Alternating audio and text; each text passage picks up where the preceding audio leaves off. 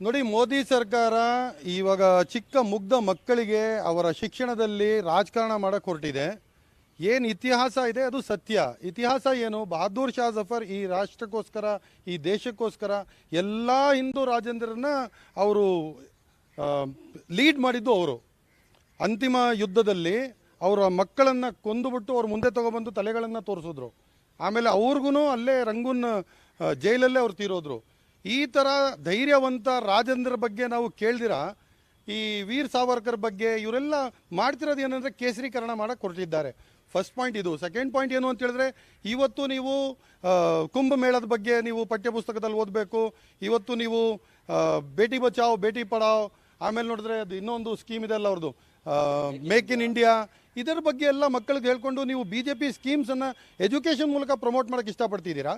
ಅದರ ಬಗ್ಗೆ ನೀವು ಮನ್ರೇಗಾನ ಯಾಕೆ ಇನ್ಕ್ಲೂಡ್ ಮಾಡಲ್ಲ? ಅದರಲ್ಲಿ ಕೃಷಿ ಇಲಾಖೆಯಲ್ಲಿ ಎಷ್ಟು ಉಪಯೋಗ ಆಯಿತು ಮನ್ರೇಗಾ ಇದು ಸ್ಕೀಮು, ಅದ್ರ ಬಗ್ಗೆ ಯಾಕೆ ಓದಿಸಲ್ಲ? ಏನು ರಾಜಕಾರಣ ಮಾಡೋಕ್ಕೆ ನಿಮಗೆ ಚಿಕ್ಕ ಮುಗ್ಧ ಮಕ್ಕಳನ್ನೇ ಸಿಕ್ಕಿದ್ದು, 7ನೇ ತರಗತಿ ಮಕ್ಕಳು, ಅವ್ರಿಗೇನು ಇದಿರುತ್ತೆ?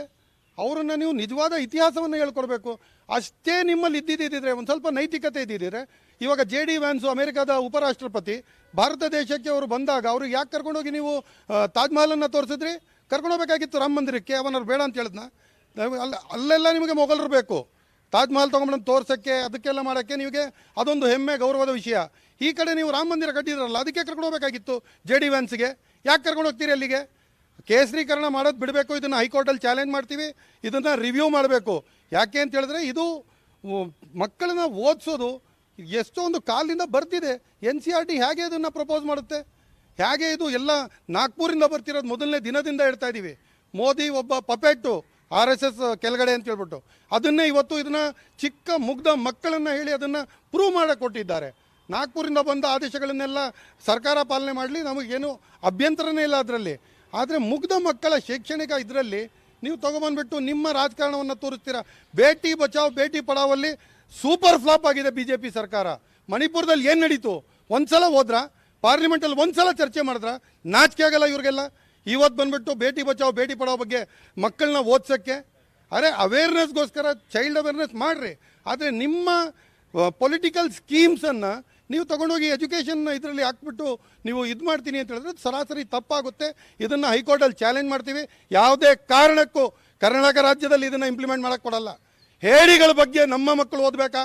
ಮೆರ್ಸಿ ಪೆಟಿಷನ್ ಬರೆದುಬಿಟ್ಟು ಪೆನ್ಷನ್ ಮೇಲೆ ಜೀವನ ಮಾಡಿದವ್ರ ಬಗ್ಗೆ ನಮ್ಮ ಮಕ್ಕಳು ಓದಬೇಕಾ?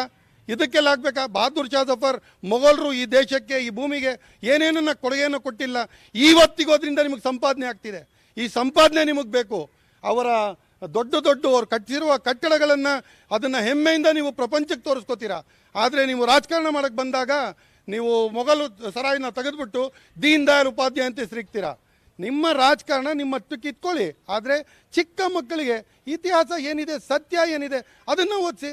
ಸತ್ಯನ ತಿರುಚಿಬಿಟ್ಟು ಇವತ್ತು ನೀವು ಕೇಸರೀಕರಣ ಮಾಡಕ್ಕೆ ಕೊಟ್ಟಿದ್ರೆ ಇದು ಸರಾಸರಿ ತಪ್ಪಾಗುತ್ತೆ.